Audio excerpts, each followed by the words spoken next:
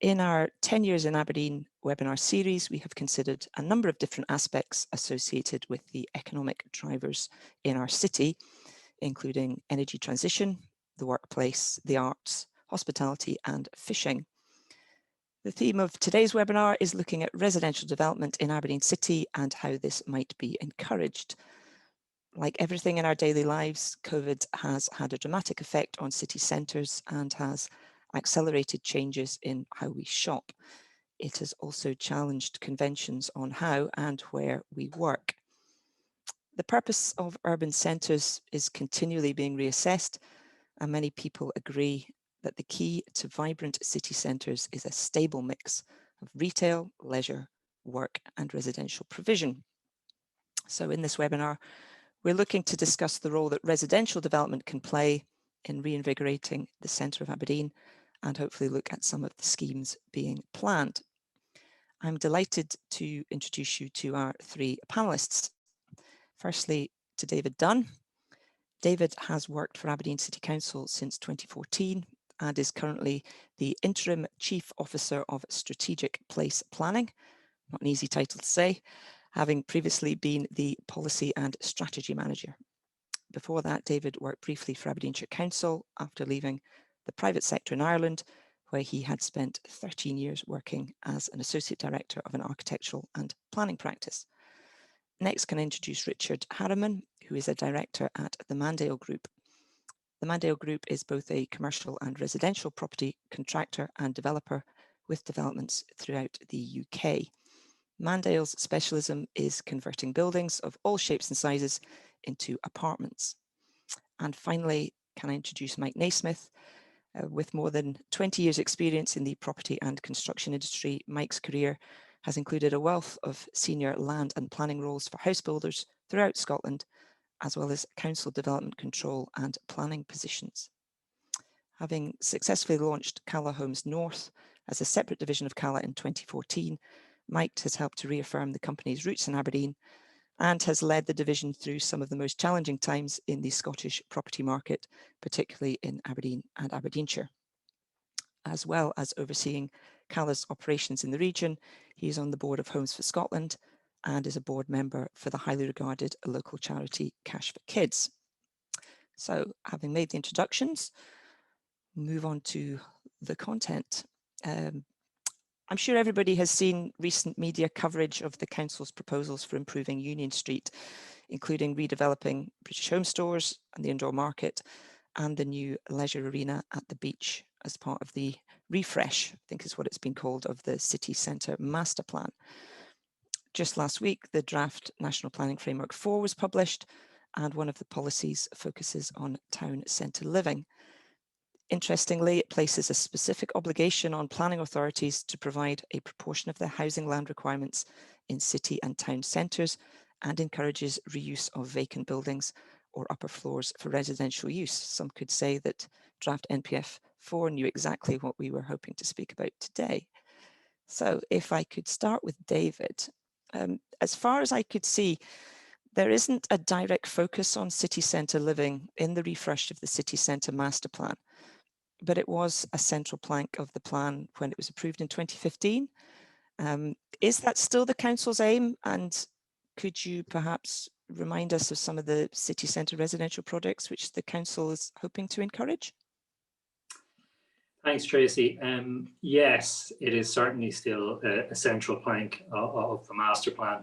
And I suppose from a planning perspective, it's a little disappointing that it has been overshadowed by completely understandably some of the sort of high profile projects such as pedestrianisation of Union Street, the BHS building, as you mentioned, and stadiums or not stadiums down at the beach. So I can understand that, but no, absolutely. I think your introduction sort of nailed it in the sense that in order to have a vibrant city centre, we must have that mix. We are never going to be, I would argue, an Edinburgh or a Barcelona in terms of that sort of tourist draw. So we will never be able to rely on that outside footfall to maintain our city centre. So we will always be reliant on our population, and as such, there's always been an aim to get more people into the city centre. We are fortunate that the city centre in Aberdeen does have an existing residential population, partly due to its size and its compactness. But the focus obviously was specifically around Union Street and the surrounding streets. Union Street, like many, I'm going to say, major shopping streets across the world, suffered on the upper floors from the success as such of the retail element on the ground floor. So the upper floors fell into disuse over many years, and that ultimately has an impact on the fabric of those buildings. So there is a cyclical aspect here of the buildings fall into disrepair, and therefore they're less attractive. People don't want to live in the area, and therefore the city centre sort of deteriorates. So the ambition through the CARS, the Conservation Area Regeneration Scheme, was to help to support property owners on Union Street and the surrounding areas to try and improve their buildings. And as part of the decision on Friday at City Growth and Resources, there was another £2 million added to the CARS programme going forward. With the existing CARS programme, I'm going to say now oversubscribed. So that was a positive step from my perspective. The city centre living study that we had undertaken is being refreshed. If I could criticise the previous one in any way, it was very focused on process and perhaps not focused enough on what it is that would attract people into the city centre. So what do effectively customers, what do people want? So I think we're trying to focus a little bit more on that.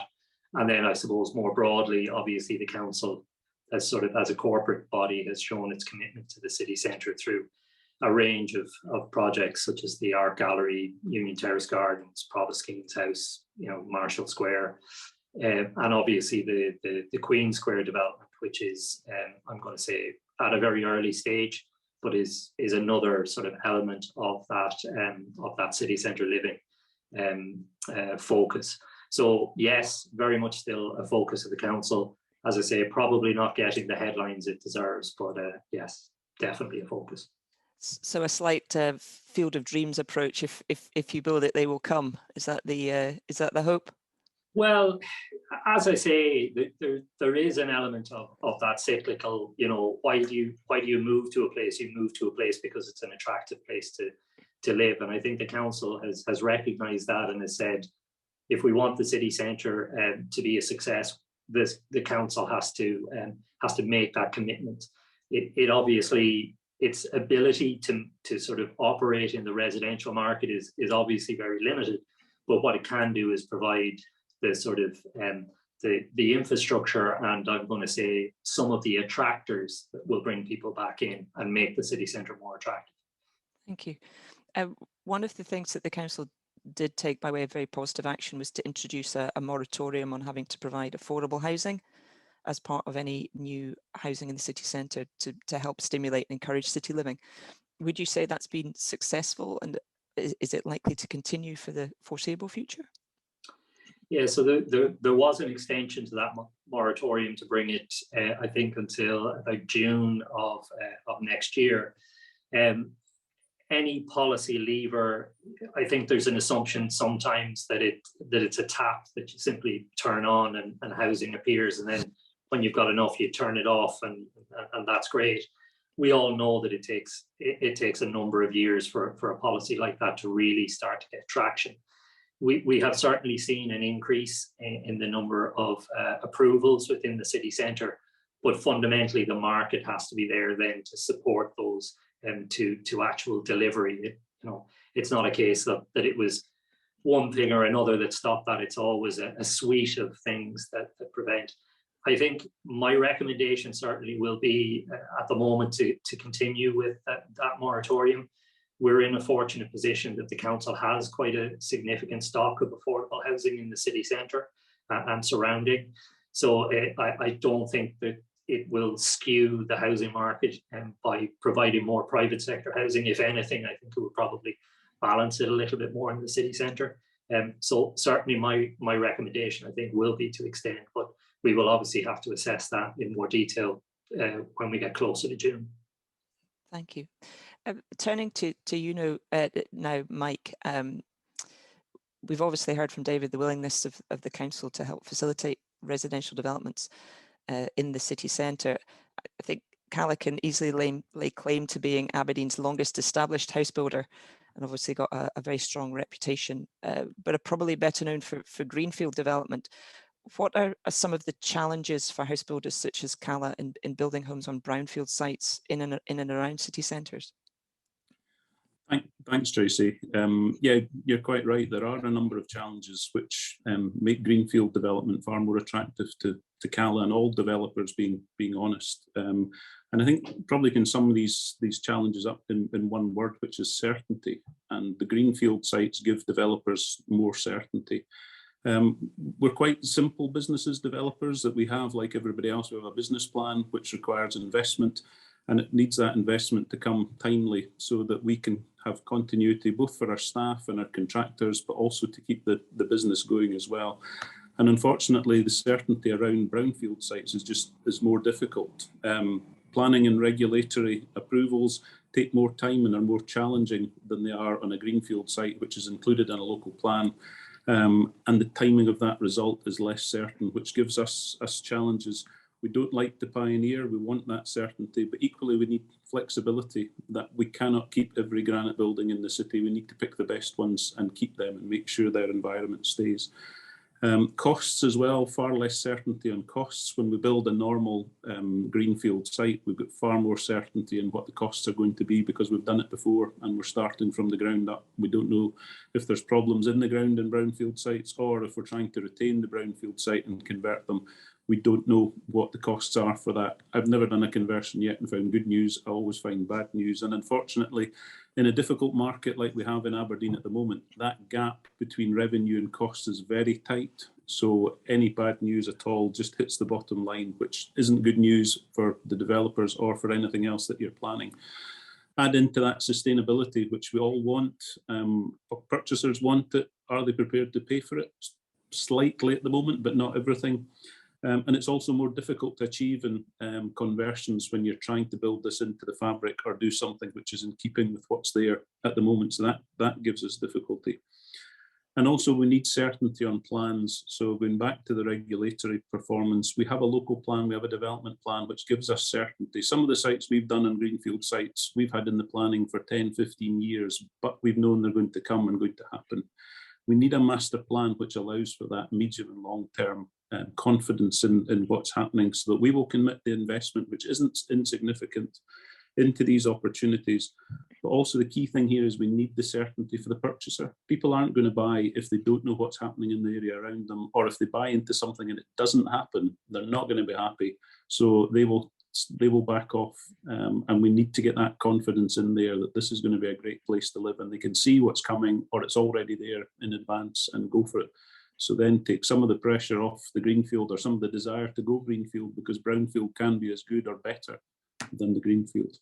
Yeah, it may be more attractive, but as you say, your economic threats are sometimes disproportionate to the gains on that.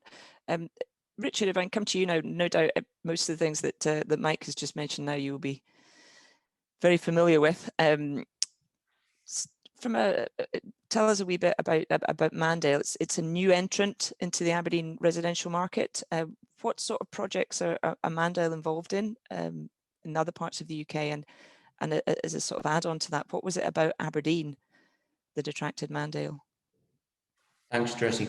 So Mandale are a multi-arm business. We specialise in a mix of commercial and residential developments all across the UK. At the moment, with the commercial developments, we're focusing on building light industrial estates, anywhere from 1 to 3 acre sites, very, very small factories, 1,000 square foot to 3,000 square foot. Those are for sale and for our own investment. We also build houses for open market sale, very, very similar to what CALA do. And we also build new blocks of apartments. And we specialise in converting, as you mentioned before, old buildings of any shapes and sizes, old warehouses, factories, mills, more recently some vacant retail stores. and what have we done? It was actually an old Debenhams down in Manchester, just outside of Manchester, that we converted. So we convert those buildings, those apartment blocks. What we do is we package those up and we sell those to a database of investors that we have and private funds. And what they do is they operate those buildings as this new wave of buy to rent properties. They have their own their own format of what they provide. So in these buildings, they will provide breakout rooms, hot desk offices, gyms, pools. In some of the gyms, they'll also do yoga classes. It's very, very much they try and bring all the tenants together and make it a friendly, nice place to live. So, you know, that's what we do with the blocks of apartments. And that's why we are focusing now on Aberdeen as well. What pulled us towards Aberdeen was the amount of opportunities that we saw in Aberdeen. We were initially drawn there by Savills, who sent us something, and it was a good opportunity at the time. And that opportunity, we actually ended up converting an old building into 47 units for Hillcrest Housing Association, which was a little bit different to what we would normally provide to our normal PRS guys. So this was basically a standard block of affordable apartments that Hillcrest took on. After we completed that block, we looked at various other blocks with Savills, but we have struggled to bring our investors to Aberdeen. So it's working with those challenges, and basically everything we're discussing today, a lot of the questions I assume that are going to come and that have been asked, you know, it's about overcoming those difficulties for us as a business, for Mandale, is to attract our investors to make that investment in Aberdeen, to create their product, their buy to living, how would I put it? Their buy to living product into Aberdeen, to make them comfortable that what they do is going to work. And it's just about getting them comfortable that Aberdeen's the place to be, which has been tricky. But now we seem to have a platform. We've got a few projects in the pipeline, so hopefully, you know, we've sort of cracked that issue, and we can push on it and do some development, you know, more developments in Aberdeen. That's good. And I know that you're aware you're in for planning on one of your Aberdeen projects at the moment. Having dipped a toe into the Aberdeen City Centre waters, have there been any surprises for you? How, you know, compared with your experiences elsewhere, how have you found the process for you so far on the likes of planning? With all planning applications, and particularly with individual authorities, you know, there's always pleasant surprises and you know, less pleasant. Less pleasant surprise. I'm sure Mike will agree with me that there's. It's about understanding what the council wants, and it's okay for a developer to come along and say, this is what we want, this is what we want to produce, but you know, you've got to work with the council, and in particular, it's about understanding what they want. So from our point of view, we have our investors who have their products, and we have to roll this product into these buildings. Take Denburn House, for example. They have a product that they want, and a scheme that they want to see work. They have a mix of units that they want to see work.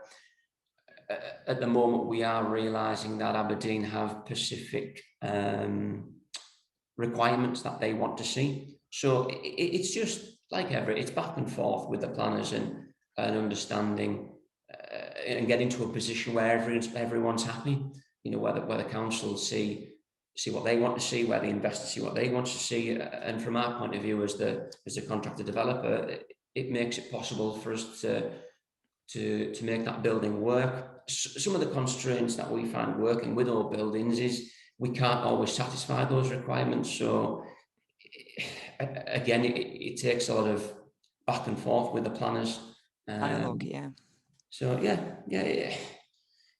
So some of the nicer things I found working with Aberdeen Council is how swift they've been. They have been very good, and they've dealt with things very quickly. And one of the things I've found is with the way the Section 75 works up in Scotland, it's different to the 106 that we use down in England. That's negotiated throughout the planning stages, which is, for me, it's great.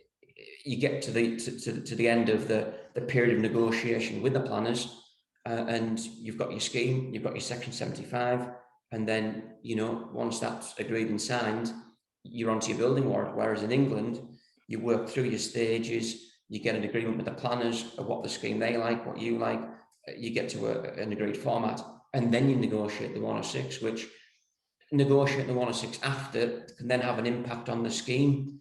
So it's too late in the day by then almost. Yeah, it's a better way of doing it. It's a better way of doing it. That's good to hear. So, and David, coming back to you, just by way of follow up to that, presumably that's always going to be the challenge, where you're not that we're not talking about purpose built accommodation. You know, we are talking refurb. We're talking about working around the existing structure of buildings that were not previously in residential use. How do you square that circle with trying to retrofit what is needed and what meets planning conditions into a building that doesn't quite meet that criteria? Yeah, I think it's a real challenge, Tracy, to be honest. And I think Mike mentioned it in terms of the sort of Granite Heritage and sort of having to accept that, you know, we can't realistically, and particularly now with sort of energy requirements that are going to come out.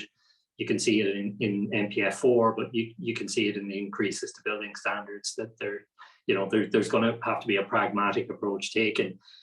Richard has probably, unfortunately, in Denburn House, chosen, you know, probably one of the two most prominent streets in the city, being Union Terrace, you know, and obviously with the investment in Union Terrace Gardens, that's you know, will become an even more important street, I think, within the city.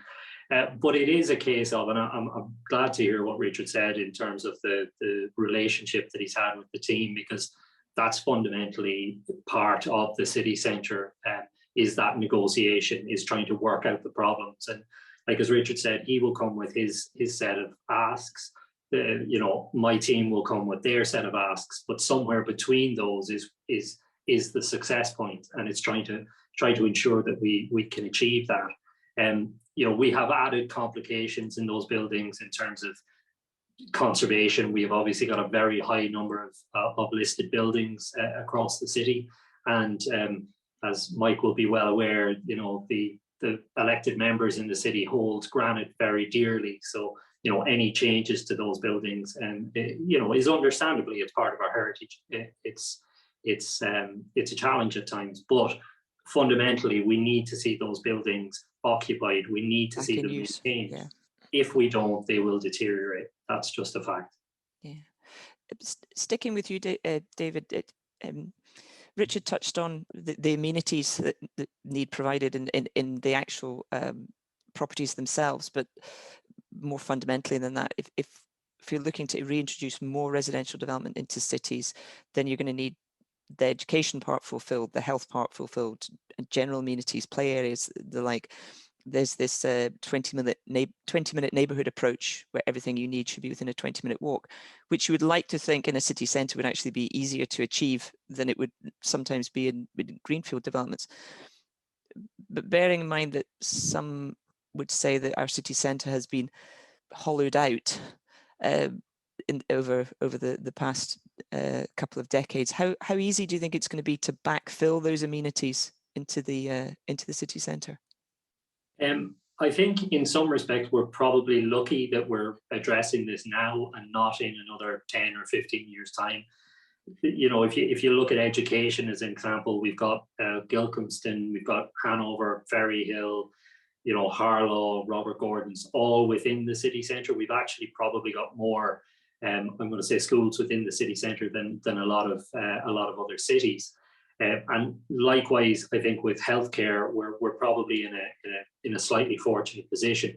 I always have a concern around healthcare because I think the NHS are under as much pressure as everybody else is, and they're always looking to sort of consolidate their estate. So I think obviously the sooner we can get people in there to build that demand, the harder it is for those organisations to remove those services. So I think at the moment we're probably in quite a good position. Improvements to Union Terrace Gardens with play parks and so forth, I think will help and add to that. So I'm less worried about it from that perspective. It's more for me about making sure that we can provide the sort of incentives to get that residential back into the city centre so that we don't lose that infrastructure that we already have. Okay, thank you. Thank you for that. Richard, you've obviously got experience of developments in other cities. There's always the risk of conflict, if I can call it that, between residential and commercial activities. How have you learned lessons or managed things like waste disposal and that sort of servicing of residential buildings? Has that been difficult, or has it been relatively straightforward?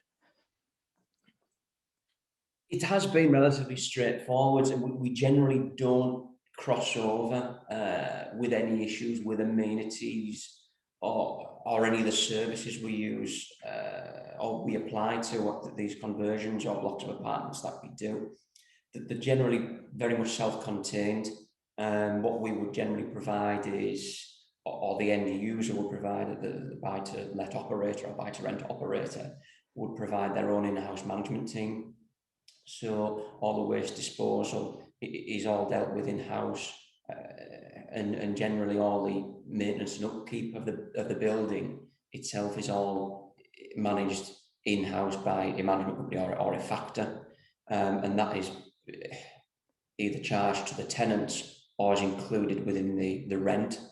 So there's never a need to share a space, or at least we've never found a need to share a space with a building next door, and we've never had to interlink. One of the things that we have found, particularly from the tenants' point of view and their feedback, when we have converted buildings in city centres, is how close they are to amenities. That's a big key for them. You know, bike stores. I know you mentioned there about this 20-minute radius of let's call it within the city centre. If you're city centre living, you've still got to get your transport links. You've still got to be able to cycle. You know, these people want to be to the cinemas, to the shops, to the local bowling alley. That's the big driver for us, and that's the big seller for us, trying to reintroduce either students who have left their student accommodation, or people who have moved from the countryside into the city centre. That's all the facilities they provide, and that's one of their big selling points is, you know, you are very close. We have got good transport links. We have got a bike store. In some cases, some of our providers provide bikes as well. So that's all part of the selling points of these buildings. Yeah, the amenity piece of what the benefits work to the upsides the whole time, I suppose, on that. Mike, CALA are obviously busy in a lot of other cities and places across the UK as well, and looking at urban and brownfield schemes. Are there any that you're aware of being done elsewhere by CALA that you think could be replicated? I know that you mentioned on the Granite Heritage and what can be saved and what can't, but what are your thoughts on repurposing of the existing stock? Yeah, absolutely, Tracy. I mean, we've got a wide history, and we cover the entire country now. So we've got examples throughout the country, large scale and smaller scale. Birmingham, for example, we're involved with the council there on redeveloping brownfield areas in the city centre there, and the success that they've got. 50% of young people and millennials now stay within 1 kilometre of the city centre in Birmingham, which is fantastic. And that's done through a real mixed development: commercial, retail, leisure, private residential, but also build to rent as well. So it's bringing everything in there. We have examples in Edinburgh and Glasgow where we've repurposed Donaldson's College at the west end of Edinburgh into residential, but with new build round about it. Jordan Hill College in Glasgow as well, massive buildings which are historic and have to be kept. We've kept them, repurposed those with new build round about them, sympathetically done. I think that the point of difference with these examples is these are urban locations where they're cosmopolitan and they've been heavily invested in over the years and built up to be true entertainment and leisure hubs. And back to Richard's point, these are the things that people want to come into these areas, so that the retail, hospitality and cultural hubs draw people to live there, not just employment. They want something at night as well. They want that environment to live in. So Aberdeen's got to be bold. We've got to do this. We're competing on a national level. Richard said that Mandale are interested in coming to Aberdeen. We always battle to get investment into Aberdeen. I love Aberdeen. It's our heartland. It's our home. But I do have to push very hard to get investment into Aberdeen, particularly at the moment, which is difficult. But we've got some great opportunities. Look at the West End. As there's employment gaps coming there and buildings coming there, then that to me gives us a great opportunity to repurpose these and make an environment there that people want to live in again. It was residential back when CALA laid it out 150 years ago. That's what it was going to be. It's had its use as business. So let's go back, let's support the local economy there, get the 20-minute neighbourhood in. It all sits there, but we need to be bold, we need to be flexible. And as a follow-up on that, Mike, the target market for city living in Aberdeen and elsewhere, it has generally been the first-time buyers, the students, the young people. Do you think that's changing at all? Are house builders thinking more about the other end of the age spectrum and senior living as a new target market for you? Yeah, undoubtedly, city centres have always appealed to younger buyers, given the environment that's there and the amenities that are offered that appeal to them more. I think the key now, more than ever, is flexibility. We need to build space that can accommodate more than just one generation. We can't just build 2-bedroom flats. We've got to give that wider spectrum there so there's more buyers. City centre, a cosmopolitan appeal, is going to attract older buyers, and we need to also make sure that what we're building is in a sympathetic location for people at the other end of the generation spectrum, with that flexible space. Even simple things like putting lifts in. It's amazing how many older people will not buy a property unless there's a lift there. They're wanting it future-proofed, and I think it's an obligation on developers to do that so that we can keep it as flexible as possible. Yeah, indeed, and as attractive. It broadens your base for who your potential buyers are. Yeah. David, we create a vibrant city centre, probably more of a move from retail to leisure-based use. That's all bringing and attracting people in, but there are obviously issues with leisure use and residential coexisting city centres, noise sensitivity, the wonderful phrase agent of change principle, which sounds more to me like something that James Bond would be doing than to do with the noise issues. How do you see leisure and residential coexisting in city centres? Yeah, Tracy, I would agree, and I do love the term agent of change. Look, it's a challenge. I think that's just fundamentally the starting point. I think I would love to imagine that we would be, you know, a Berlin with every residential block having bars and restaurants at the ground floor, and you know, a sort of cultural understanding that you're in a residential area. So by all means, enjoy yourself, but don't perhaps make so much noise when you go out onto the street. That's not the case. We haven't necessarily grown up with that sort of culture, so it is different here.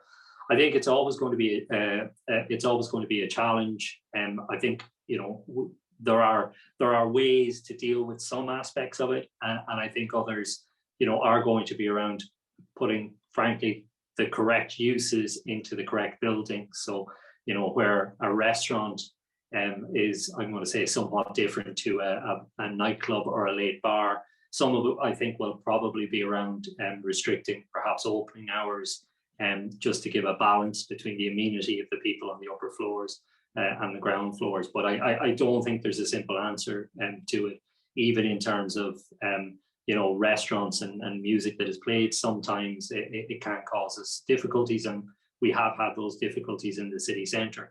But I think it's, Mike is right. It is about making a destination that people want to come and live in.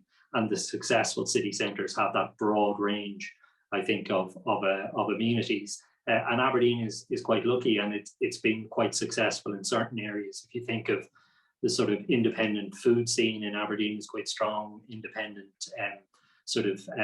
craft beer scene has grown greatly in the last number of years. So I think there's a lot of sort of local entrepreneurs who are looking for those opportunities. I would be very hopeful that things like BHS building being repurposed to a market will provide more opportunities for those businesses as sort of an incubator to move on. But I suppose in some respects that's what the planning system is here to try and do, is to balance those competing needs.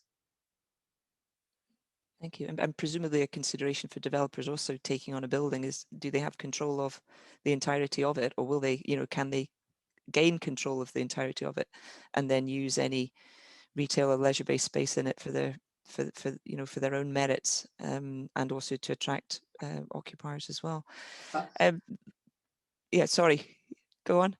No, I was just going to say absolutely, and I think the examples that we've probably seen, the one beside Chao Phraya on Union Street, which was turned into flats above, the developer in that case did have the entire building, so was able to find, I'm going to say, a suitable use, for the product that he was providing on the upper floors. So it's a hairdresser's, but I think having that complete building control is always a benefit to a developer.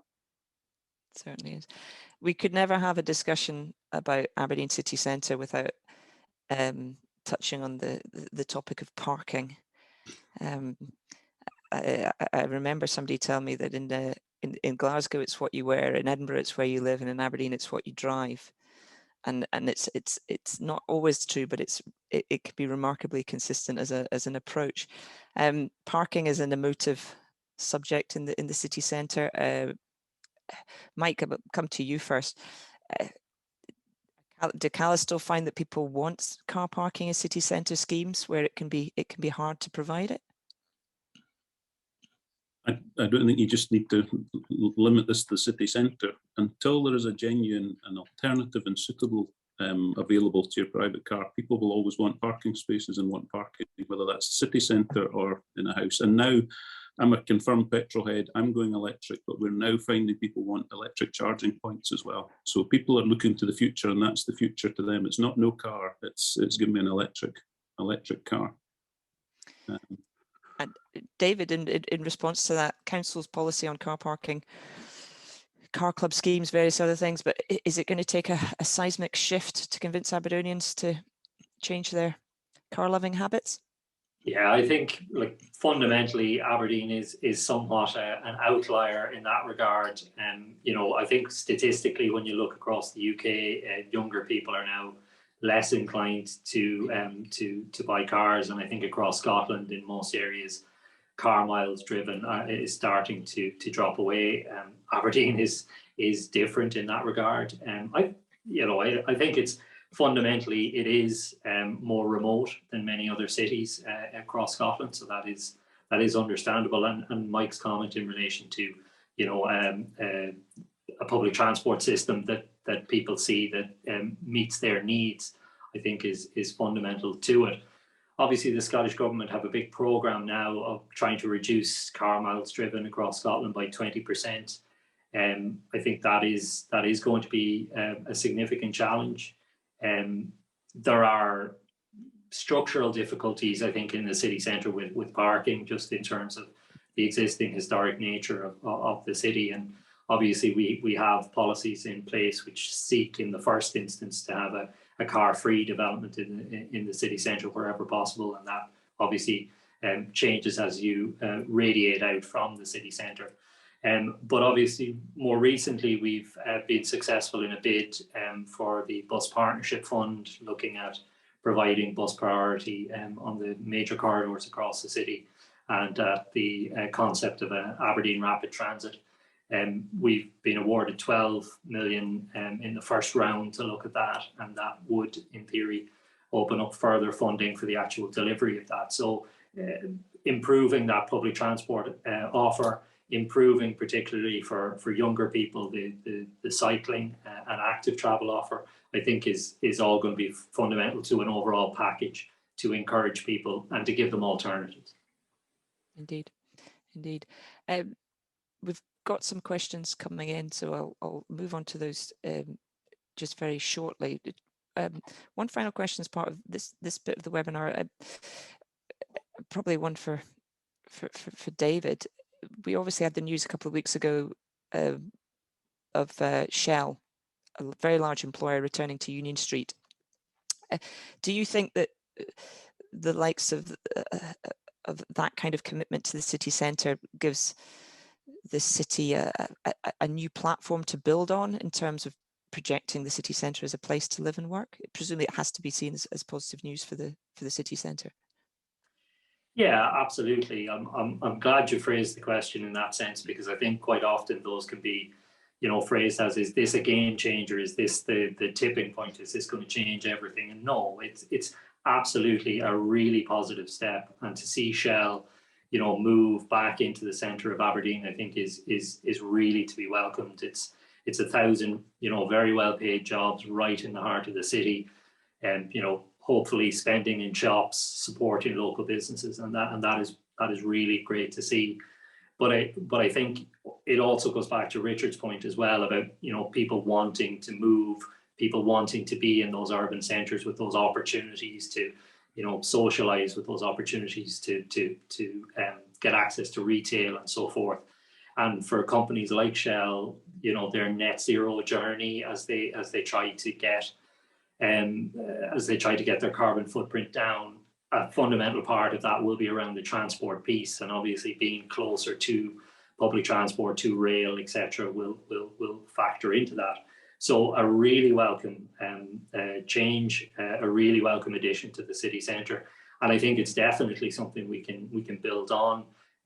So long may it continue, and hopefully we will get some more.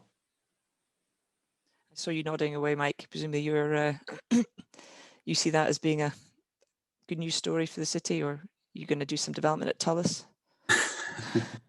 No, I just think it's massive. So much of what Aberdeen needs is confidence, and there's a massive vote of confidence coming into the city at a time where, being honest, Shell could have decided to leave the city completely, and they've done completely the opposite.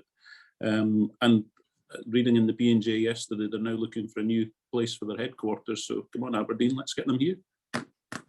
Indeed, indeed. So we've got some questions that have come in, a few around the same topic about incentives and what incentives might be available to, if you like, bridge the gap to cover some of the cost issues that were touched on by Mike and Richard in relation to wanting to do more city centre development, but does it always financially stack up? Any thoughts, Mike, Richard, David, on what incentives might look or feel like?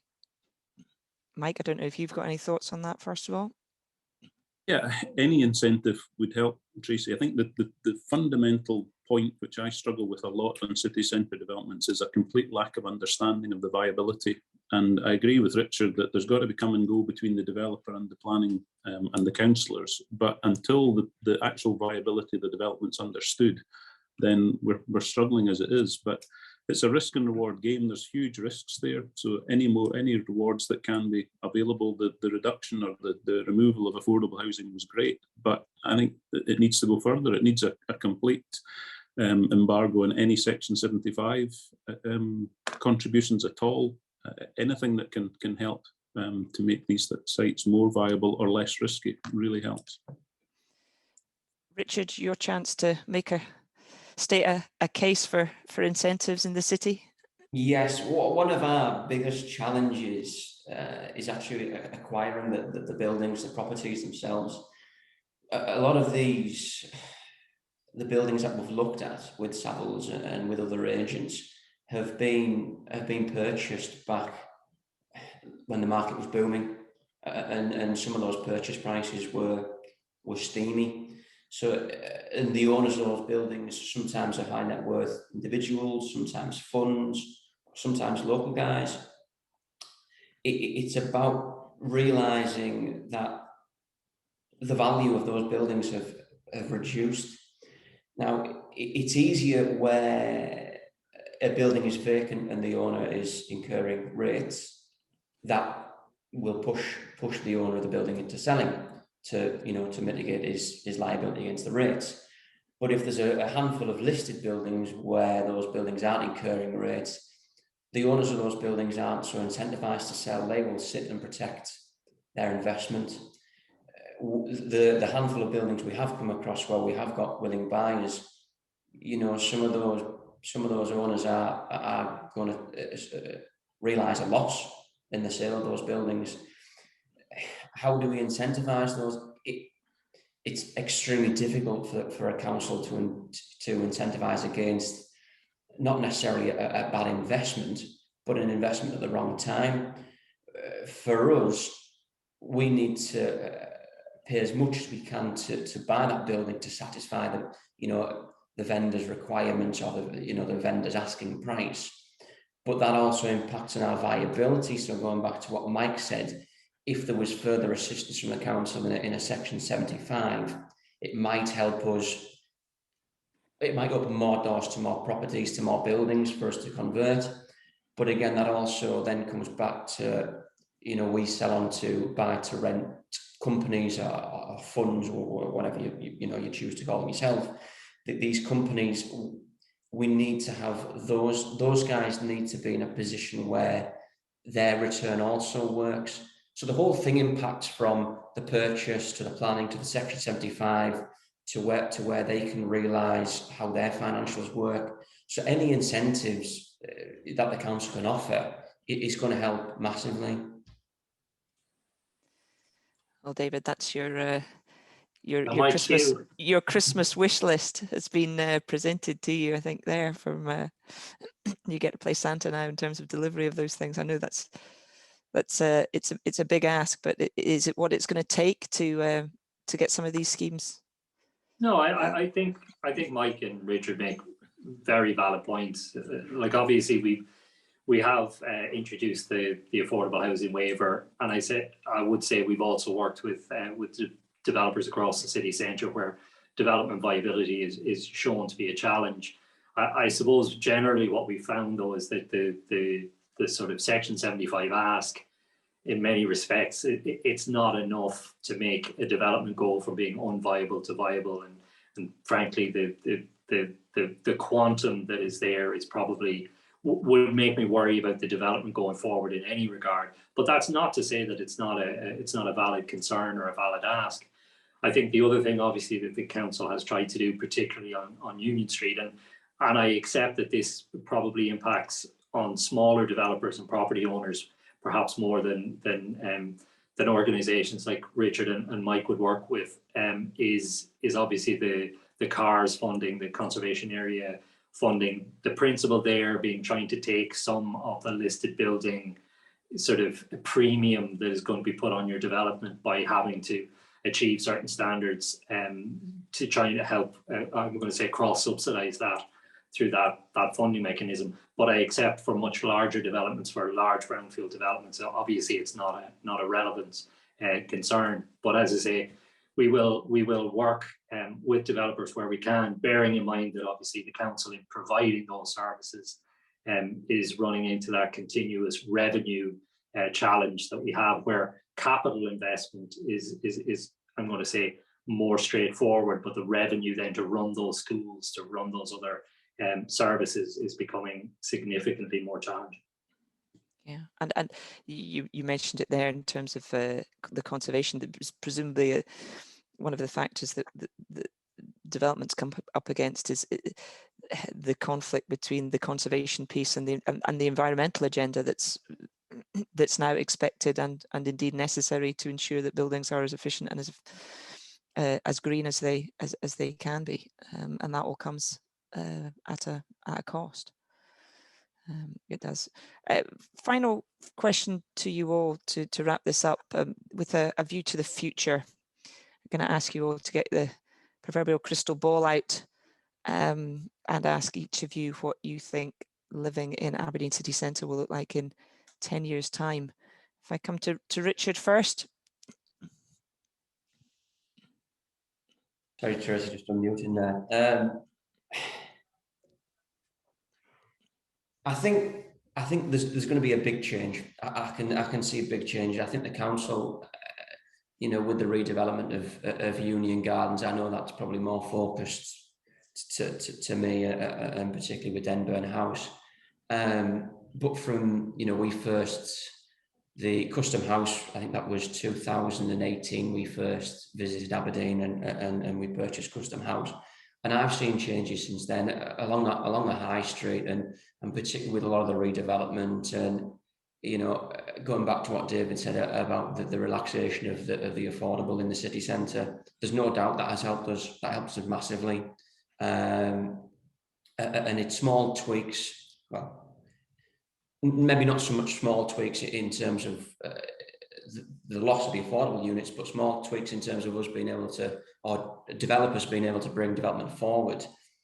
It's, you know, it's a big help, but for me, it's about, you know, I don't want to be the only one developing Aberdeen City Centre. You know, we need somebody else to come along, another developer who has also, you know, got the belief that in the let's call it the regeneration of Aberdeen City Centre and all the work the council are putting in.